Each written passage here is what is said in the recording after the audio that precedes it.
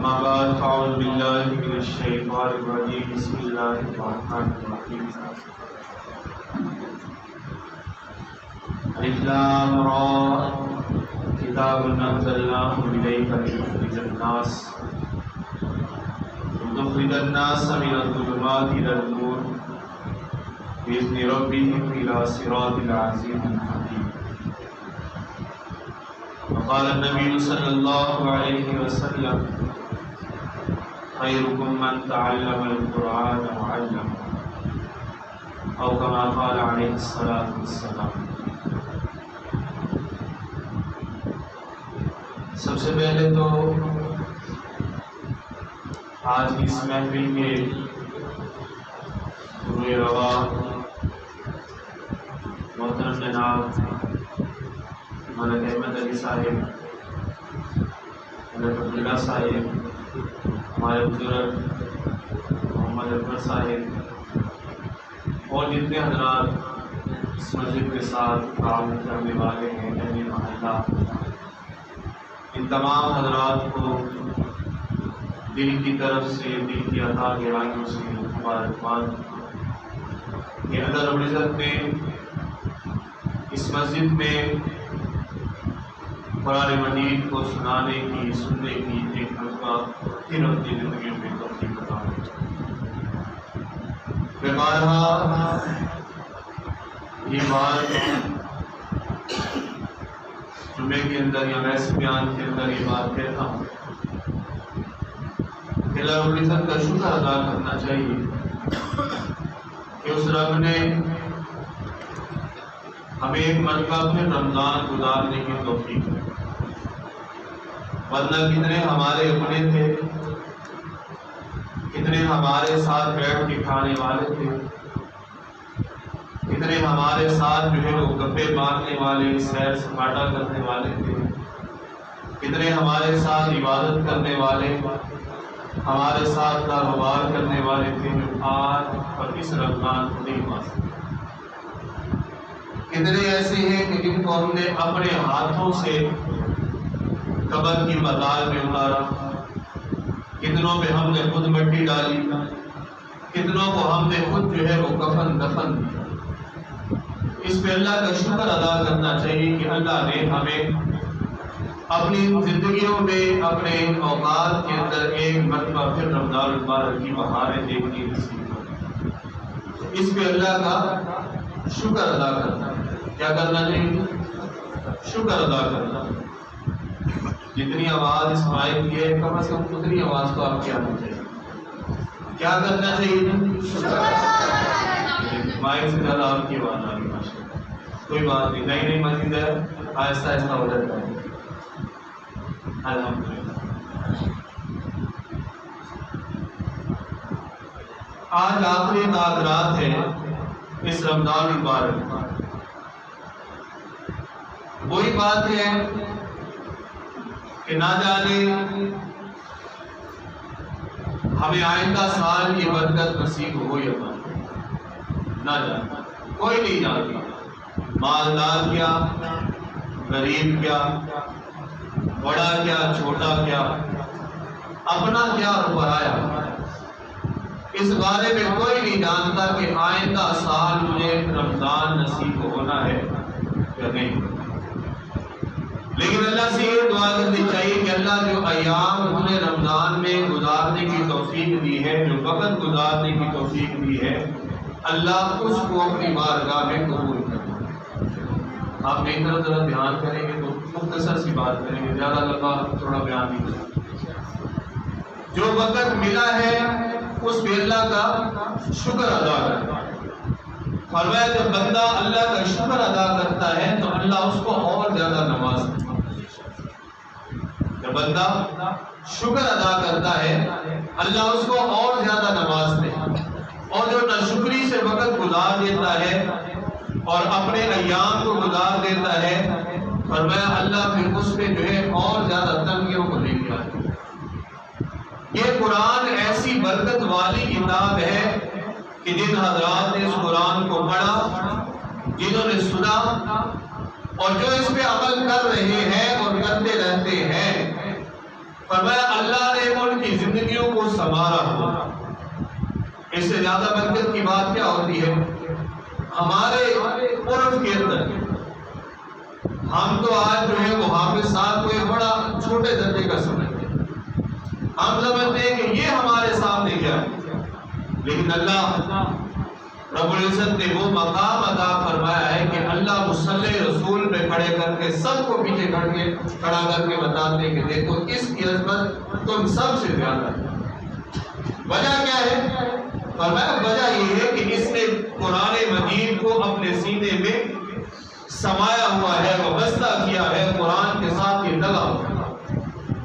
تو فرمایا یہ قرآن کی بہاریں ہیں، قرآن مجید کی عظمتیں ہیں، برکتیں ہیں جو قرآن مجید کے اندر اللہ رب العزت نے رکھی ہیں۔ اس کی برکتیں کتنی ہیں؟ فرمایا اس کا اصل علم جو ہے وہ حضور صلی اللہ علیہ وسلم کی ذات کو ہے، اس کے علاوہ اور کوئی نہیں جانتا۔ میں بیان کروں، آپ سنیں، لکھنے والا لکھے، پڑھنے والا پڑھے۔ فرمایا وہ اپنے ذہن اپنے علم کے مطابق بات کر کے چلا جائے گا، لیکن فرمایا اصل اس کی حقیقت کیا ہے، اس کے اندر کی بات کیا ہے، نچوڑ کیا ہے؟ فرمایا اس کو اللہ کے محبوب جناب محمد رسول اللہ اونچی آواز سے صلی اللہ علیہ وسلم حضور جانتے ہیں کہ اصل اس قرآن کی برکتیں، اس قرآن کی رحمتیں، اس قرآن کی جو ہے بہاریں کیا ہے۔ فرمایا قرآن مجید کے دو اعجاز بہت بڑے۔ سب سے پہلا یہ رب کا کلام ہے۔ کیا ہے یہ؟ رب کا کلام ہے، اس کو کلام اللہ کہا جاتا ہے، یعنی اللہ نے اس قرآن مجید کی تلاوت کی۔ آج میرا لکھا ہوا، آپ کا لکھا ہوا، کسی پروفیسر کا لکھا ہوا، کسی مصنف کا لکھا ہوا، کوئی کھڑا ہو کے پڑھے، وہ کہتا ہے یاد دیکھو جو بات میں نے کہی تھی نا، یا جو بات میں نے لکھی تھی، آج یہ کھڑا ہو کے میری باتوں کو ذکر کر رہا ہے۔ ہر بندہ کہتا ہے یار میری بات میں کوئی بات تو تھی کہ یہ بیان کر رہا ہے، یہ آگے لوگوں کو بتا رہا ہے۔ اور میں رب کتنا خوش ہوتا ہوں، اللہ بندے پہ کتنا خوش ہوتا ہوگا، اس حافظ قرآن پہ کتنا خوش ہو رہا ہوگا کہ یار یہ میری کلام کو، میری باتوں کو لوگوں کو سنا رہا ہے اور پڑھ کے سنا رہا ہے کہ لوگوں 29 دن 27 دن پورا مہینہ تم میرے رب کے کلام کو سنو، اس کی بہاروں کو دیکھو کہ اس کی بہاریں کتنی اچھی، اس کی فضائیں کتنی اچھی، اس کی برکات کتنی زیادہ ہے۔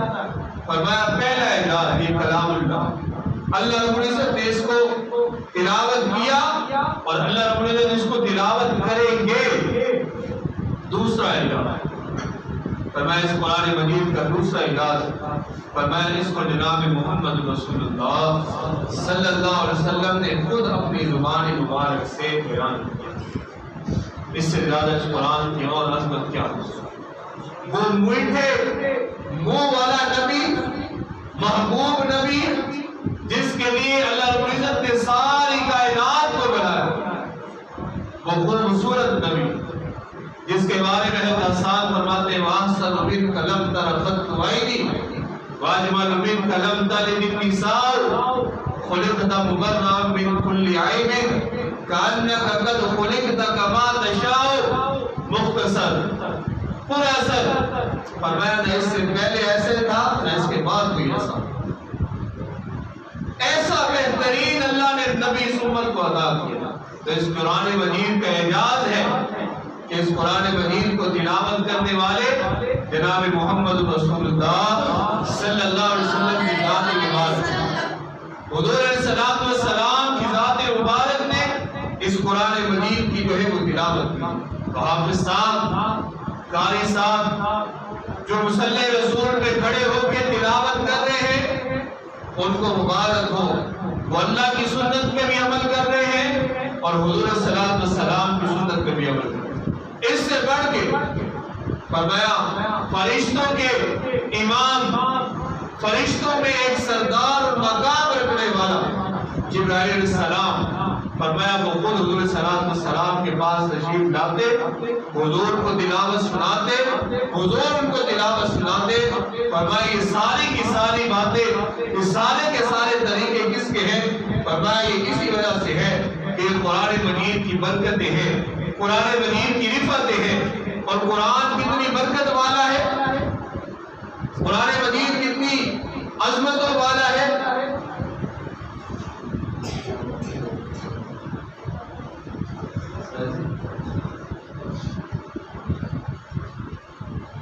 قرآن کتنی برکت والا ہے۔ فرمایا برکت کا معنی کیا ہوتا ہے؟ ایک ایسی چیز جو محسوس نہیں ہوتی، ایسی چیز جو ہم جس کا ادراک نہیں کر سکتے، لیکن فرمایا یہ برکت اگر انسان کی عمر میں آ جائے تو فرمایا تھوڑی وقت میں بہت زیادہ کام کر کے چلا جاتا۔ ہم لوگ کہتے ہیں نا یہاں پہلے بڑی برکت تھی، ہم لوگ جو ہے وہ ایک دن میں پڑھتے بھی تھے، پڑھاتے بھی تھے، کام بھی کرتے تھے، کھیلتے بھی تھے، کاروبار بھی کرتے تھے، یہ لوگ اپنی ساری روٹین بتاتے ہیں۔ اب کیا کرتے ہیں؟ صبح اٹھتے ہیں، کاروبار پہ جاتے ہیں، رات واپس آتے ہیں تو رات ہو جاتی ہے۔ اب ہمارا یہ بات فرمایا کیا ہے کہ وقت میں، عمر میں برکت ختم ہو۔ فرمایا جب برکت ہوتی ہے، وہی برکت اگر مال میں آ جائے، اللہ اس مال کو کسی ایسی جگہ پہ خرچ نہیں ہونے دیتا جو حرام جگہ ہو، ناجائز جگہ ہو۔ فرمایا اس مال سے اللہ مسجد کو تعمیر کروا دیتا ہے، اس مال سے اللہ کسی مدرسے کو بنوا دیتا ہے، اس مال سے اللہ کسی جو ہے وہ یتیم بچی کے جو ہے وہ سر پہ آسرا کیے جو ہے وہ ایک سبب بنا دیتا ہے۔ فرمایا یہ مال کی برکت ہوتی ہے۔ والدین کی طرف اگر برکت ہو جائے، فرمایا والدین اس اولاد کے لیے دعائیں کرتے ہوئے نظر آتے ہیں۔ میاں بیوی کے اندر برکت پیدا ہو جائے، فرمایا آپس میں ایک دوسرے کا احساس ہونے لگ جاتا ہے۔ تو فرمایا یہ قرآن مجید اصل میں برکت ہے، اصل میں اس قرآن کے ساتھ جو وابستہ ہو جاتا ہے، اللہ اس کو وہ بلندیاں عطا فرماتے ہیں، اللہ اس کو وہ مقام عطا فرماتے ہیں۔ فرمایا دنیا والے اس کو دیکھ کے جو ہے اپنے اوپر ایک افسوس بھی کرتے ہیں کہ کاش میرا بچہ بھی آج حافظ قرآن۔ اور خاص طور پر اس وقت دیکھا جاتا ہے جب 27ویں کو 29ویں کو تکمیل قرآن پاک ہوتا ہے نا، اس وقت کچھ لوگ، آج تو ہمارا قرآن سے تعلق ہی ختم ہو گیا نا، آج ہم لوگ یہ سمجھتے ہی نہیں، ہم سمجھتے ہیں کہ نہیں بس ڈگری لے لی، عہدہ دنیا کا لے لیا، یہی سب کچھ، ہم اس چیز کو سمجھتے نہیں۔ لیکن آج بھی دنیا کے اندر چند لوگ ایسے، اور میں جب تکمیل قرآن ہوتا ہے، قرآن مجید حافظ صاحب پڑھاتے ہیں، اور میں اس وقت کسی باپ، کسی بڑے بھائی کے دل میں یہ بات آتی ہے، کاش آج اس مسئلے میں میرا جو ہے وہ بڑا چھوٹا کوئی بھائی ہوتا، میرا بیٹا ہوتا، وہ تکمیل قرآن کرتا تو کتنی مجھے میرے بہارے ہوتا۔ فرمایا یہ قرآن مجید ہے، فرمایا یہ حافظ قرآن، جب اللہ رب العزت کی طرف سے حکم ہوگا کہ قرآن پڑھتا جا اور جنت کے درجوں پہ چڑھتا جا، فرمایا یہ قرآن مجید کا حافظ ہے۔ ایک روایت میں آتا ہے کہ 10 لوگوں کو جنت میں لے کے جائے، اور ایک روایت میں آتا ہے کہ 70 لوگوں کو جو ہے وہ جنت میں لے کے جائے، 70 لوگ۔ فرمایا کہ اگر ہم اپنے خود جو ہے وہ قرآن مجید کو حفظ نہیں کر سکتے تو کم از کم کوشش کرنی چاہیے کہ ہم اپنے گھر میں سے ایک بچے کو حافظ قرآن بنائیں، ایک بچے کو حافظ قرآن ضرور بنائے۔ اور اگر یہ بھی نہیں کر سکتے تو ہمارے علماء اکثر یہ جملہ کہتے ہیں کہ کم از کم اتنا ضرور کرو کہ کسی حافظ سے، کسی عالم سے، کسی نیک کی صحبت میں بیٹھ کے اس کے ساتھ پھر کوئی یاری لگا، اس کے ساتھ یاری لگا لو، اس کے ساتھ تعلق رکھ لو، اللہ ہو سکتا ہے۔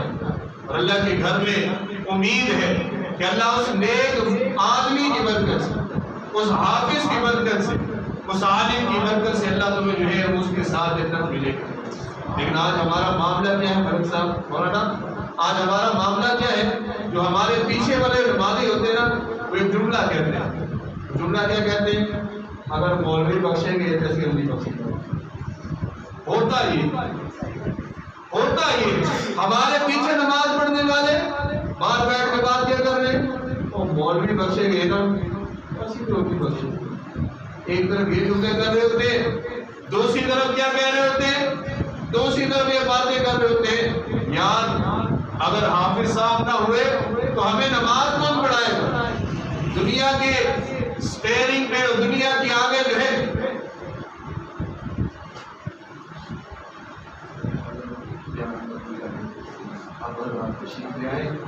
تو میں 1-2 منٹ خالہ صاحب بتا دینا زیادہ وقت لگے تو بات کرنا، کیونکہ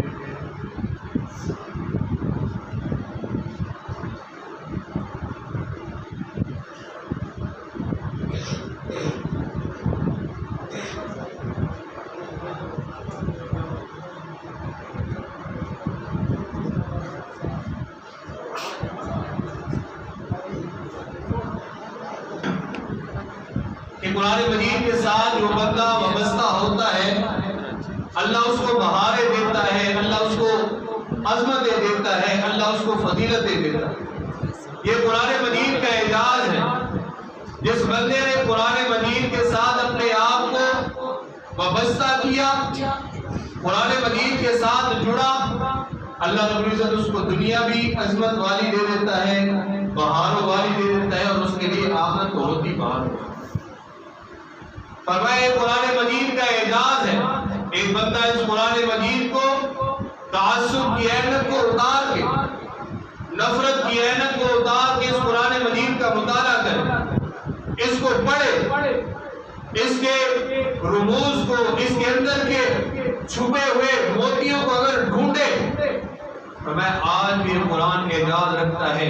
فرمایا اس قرآن کے ساتھ جب بندہ وابستہ ہوتا ہے، اس کے ساتھ جڑتا ہے، تو قرآن ایسی ہدایت دیتا ہے. فرمایا بندہ دنیا کے اندر جو ہے وہ عام لوگوں میں بڑا بہترین مقام والا بندہ بن جاتا ہے. فرمایا آج بھی بندہ اپنی تعصب کی عینت کو اتارے، قرآن مجید کو پڑھے. حضور صلی اللہ علیہ وسلم کے دور کے اندر ایک صحابی ہے جن کا نام طفیل بن عمر دوسی رضی اللہ تعالیٰ عنہ. یمن کا علاقہ، اس کا قبیلہ ہے دوس. فرمایا اس علاقے کے مشہور رئیس ہیں، وہاں کے بڑے ہیں، بڑے پائے کے شاعر ہیں. وہ اپنے اسلام کا واقعہ بیان کرتے ہیں، کہتے ہیں میں نے اسلام قبول کیا.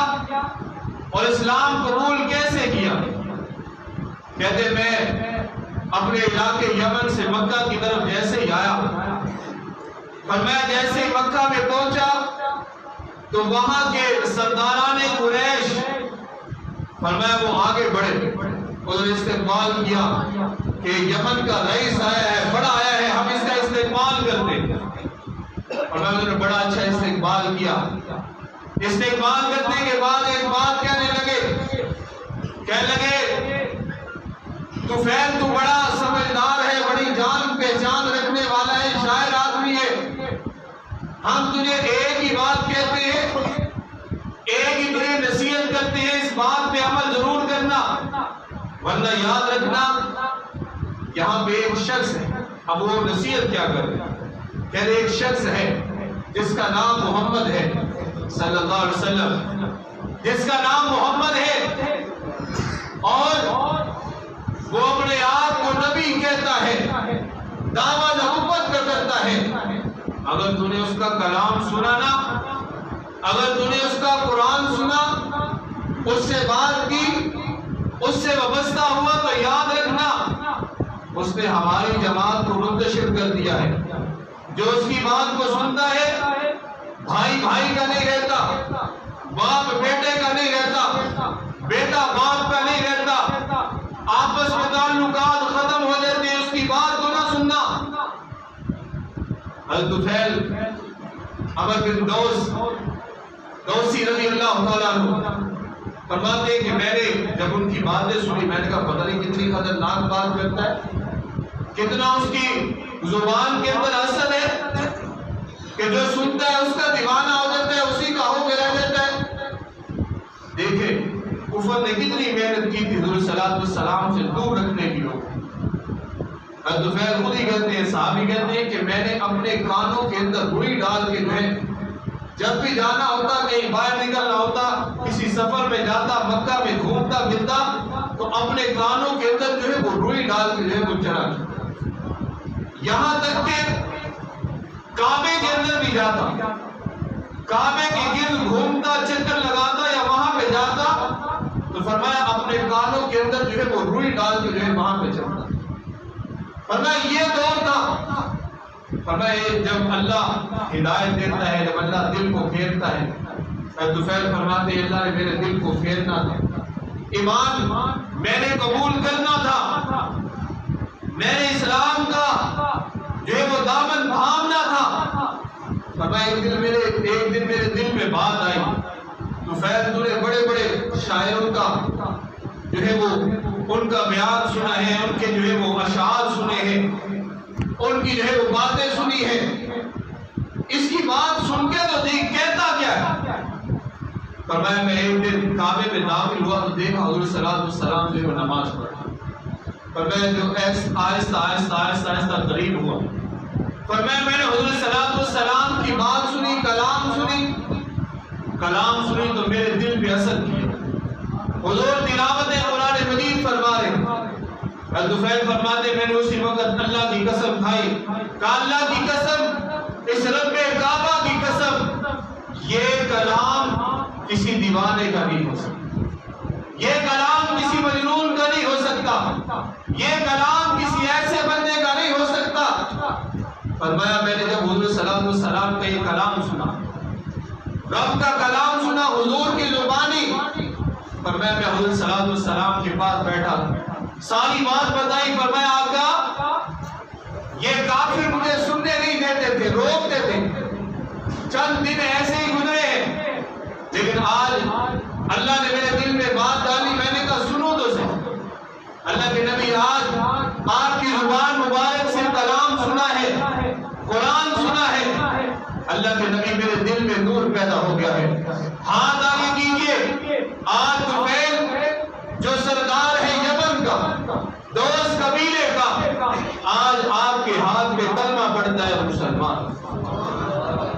فرمایا پیغمبر کی زبان سے کلام اللہ کا سننا ایسا اثر رکھا، طفیل فرماتے میں نے اسی وقت اسلام کو قبول کیا، اپنے ابا جان کو بھی حضور صلی اللہ علیہ وسلم کے ہاتھ پہ ہاتھ رکھوایا، بیعت کروائی، اسلام کو قبول کیا۔ فرمایا اپنے قبیلے میں گیا، صرف اکیلے مسلمان نہیں ہوئے، تاریخ اس بات کی گواہ ہے، روایات کے اندر آتا ہے، فرمایا 70 سے 80 خاندان طفیل رضی اللہ عنہ کی دعوت پہ، تبلیغ دینے پہ حضور صلی اللہ علیہ وسلم کے ہاتھ میں آ کے انہوں نے اسلام کو قبول کیا۔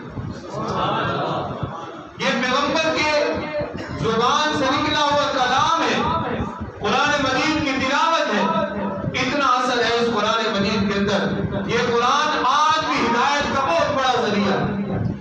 بات یہ ہے کہ ہم نے آج قرآن کو صرف جو ہے وہ قسموں کے لیے رکھا ہے کہ نہیں؟ ایسی بات آج ہم نے قرآن کو صرف قسموں کے لیے رکھا، یا ہم زیادہ کرتے ہیں کہ جاؤ 3 دن 10 دن 40 دن سال میں جو قرآن پڑھ لو، پھر بخش چھوڑو تو بس کر لو۔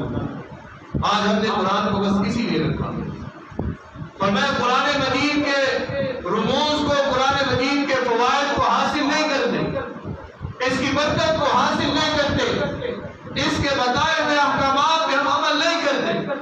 حضرت زمان رضی اللہ تعالیٰ عنہ، حضرت زمان غزنی رضی اللہ تعالیٰ عنہ، فرمایا یہ وہ صحابی ہیں جو حضور صلی اللہ علیہ وسلم کے اس دور میں یہاں تھے جب انہوں نے ابھی اسلام کو قبول نہیں کیا۔ کہتے میں اس دور کا پیغمبر کا ساتھی ہوں جب زمانے جاہلیت میں پیغمبر کا بڑا ساتھ دینے والا تھا، ساتھی تھا، ساتھ چلا کرتا۔ فرمایا میں کچھ عرصے کے لیے مکہ کو چھوڑ کے چلا گیا۔ اب یہ زمان رضی اللہ تعالیٰ عنہ، فرمایا یہ جھاڑ پھونک کا کام کیا کرتے تھے، دم وغیرہ کیا کرتے۔ فرمایا مکہ آئے، ان کے ساتھ بھی کافروں نے کوئی سلوک کیا۔ یہ آئے تو ان کافروں نے کہنا شروع کر دیا، زمان تیرا یار، وہ جو تیرا بیلی ہے نا، وہ جو تیرا بچپن کا ساتھی ہے، اس کو پتہ نہیں کیا ہو گیا، لوگ قرآن سناتا رہتا ہے، کلمے کی دعوت دیتا رہتا ہے، یہ یاد رکھنا، اس کے پاس نہ جانا، اس کی بات کو نہ سننا۔ حضرت رضی اللہ کہنے لگے میں تو یار تھا، میں نے کہا یار میں اپنے یار کے پاس جاتا ہوں اور دوسرا مجھے جھاڑ پھونک آتا ہے، اگر کوئی ایسی بات ہوگی تو میں علاج کر دوں گا۔ اور میں زمان کہتے ہیں میں حضور صلی اللہ علیہ وسلم کے پاس گیا، حضور کی بارگاہ میں بیٹھا تو حضور صلی اللہ علیہ وسلم تلاوت قرآن مجید فرما رہے تھے۔ اسی قرآن کی تلاوت اللہ کے نبی فرما رہے ہیں۔ زمان فرماتے ہیں میں نے کلام سنا تو میں نے کہا یہ کسی کاہن کا اور کسی مجنون کا، کسی دیوانے کا جو ہے یہ کلام نہیں ہو سکتا، یہ اثر رکھنے والی کتاب ہے۔ فرمایا کیونکہ میرا گرانا تھا حضور سے۔ زمان کہتے ہیں میں نے حضور صلی اللہ علیہ وسلم نے پھر کہا اللہ کے نبی آپ نے یہ دعوت کیا ہے، آپ یہ دعویٰ کر رہے ہیں، اگر آپ مجھے پھر دوبارہ یہ تلاوت سنائے تو کیا ہی بات ہے۔ فرمایا زمان کہتے ہیں حضور صلی اللہ علیہ وسلم نے پھر تلاوت سنا دوسری مرتبہ۔ زمان کہتے ہیں میں نے پھر کہا ایک مرتبہ اگر اور ہو گئے تو کیا ہی بات۔ اب اللہ کے نبی کا قرآن مجید کی تلاوت کر رہے ہیں، کیسا وہ منظر ہوگا، کیسا بہترین وہ منظر ہوگا، کیسا بہترین وہ وقت ہوگا۔ آج کوئی قاری، آج کوئی جو ہے وہ پڑھنے والا بہترین آواز سے پڑھے تو ہم کہتے ہیں کہ یار یہ قرآن پڑھتا رہے اور ہم قرآن جو ہے وہ سنتے رہے۔ اور میں وہ وقت تھا کہ اللہ کے نبی تلاوت کر رہے قرآن مجید کی۔ زبان کہتے ہیں میں نے ایک دفعہ کہا، حضور نے پڑھا دوسری مرتبہ، تیسری مرتبہ، اور میں 3 مرتبہ جب حضور صلی اللہ علیہ وسلم نے تلاوت کر لی نا تو فرمایا زمان کہتے ہیں میں ڈرتے ڈرتے آگے ہوا، حضور کے ہاتھ کو ایسے پکڑا، ہاتھ میں لیا اور فرمایا اللہ کے نبی یہ آپ کو دیوانہ کہتے ہیں، مجنون کہتے ہیں، ساحر کہتے ہیں، نعوذ باللہ کذاب کہتے ہیں، طرح طرح کی باتیں کہتے ہیں، لیکن زبان آج گواہی دیتا ہے اشہد ان لا الہ الا اللہ واشہد ان محمدا عبدہ ورسولہ۔ اللہ کے نبی آپ پر حق نبی، آپ پر حق نبی ہے۔ میں آپ کے ہاتھ میں اسلام کو قبول کرتا ہوں، کلمہ پڑھتا ہوں۔ میرے بھائیوں یہ قرآن مجید کا اعجاز ہے، یہ قرآن مجید کے ساتھ وابستگی ہے۔ جس نے قرآن کو اپنے سینے سے لگایا، قرآن کی تلاوت کی، قرآن کو پڑھا، قرآن کے ساتھ اپنے آپ کو وابستہ کیا ہے، اللہ نے اس کو اس دنیا میں بھی جنت کا سرٹیفکیٹ دیا ہے اور جنت کا جو ہے اس کو ضامن بنایا ہے، اور فرمایا آخرت میں اللہ اس کو جو ہے وہ جنت عطا فرمائیں گے۔ یہ ساری کی ساری جنت کی بہاریں ہیں۔ یہ قرآن مجید جو حافظوں نے پڑھا، آپ حضرات نے سنا، اللہ ہمیں اس قرآن مجید کی لاج رکھنے کی توفیق عطا فرمائے، اس قرآن مجید کے ساتھ وابستہ رہنے کی اللہ ہم سب کو توفیق عطا فرمائے۔ مجھے آرڈر ہو گیا کہ بات ختم کرتے ہیں۔ آخری بات، اس قرآن مجید کے ساتھ وابستگی رکھیے، اس قرآن مجید کو خود بھی پڑھیے، اپنے بچوں کو بھی پڑھائیے۔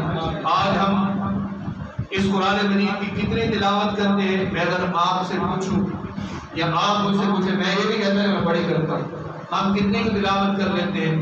کچھ تو اللہ معاف فرمائے ایسے ہوں گے، اور امید تو یہ کہ سب نے پڑھا ہو، کچھ ایسے ہوں گے کہ جنہوں نے رمضان میں بھی قرآن نہیں پڑھا، کچھ ایسے ہوں۔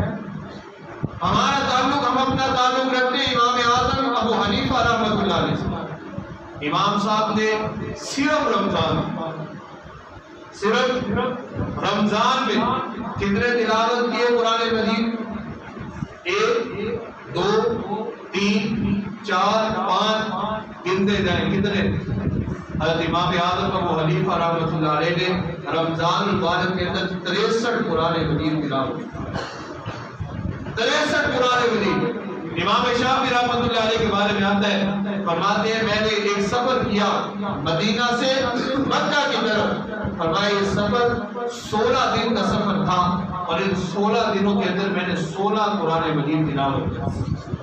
ہمارا تعلق ان بزرگوں کے ساتھ ہے، ان بڑوں کے ساتھ ہے۔ ہمارے بڑے تشریف لا چکے ہوئے مفتی نعمان صاحب، مولانا اسحاق صاحب، مولانا زبیر صاحب، یہ حضرات آپ سے انشاءاللہ مخاطب ہوتے رہیں گے۔ جو کچھ باتیں میں نے آپ حضرات کے سامنے کی ہیں، عمل کرنے والی باتوں پہ اللہ عمل کرنے کی توفیق عطا فرمائے، بچنے والی باتوں سے اللہ بچنے کی توفیق عطا فرمائے۔ اللہ ہم سب کو آئندہ سال بھی، پورا سال جو ہماری زندگی باقی ہے اس میں بھی زیادہ سے زیادہ قرآن مجید پڑھنے کی، اس پہ عمل کرنے کی توفیق عطا فرمائے۔ آخر دعوانا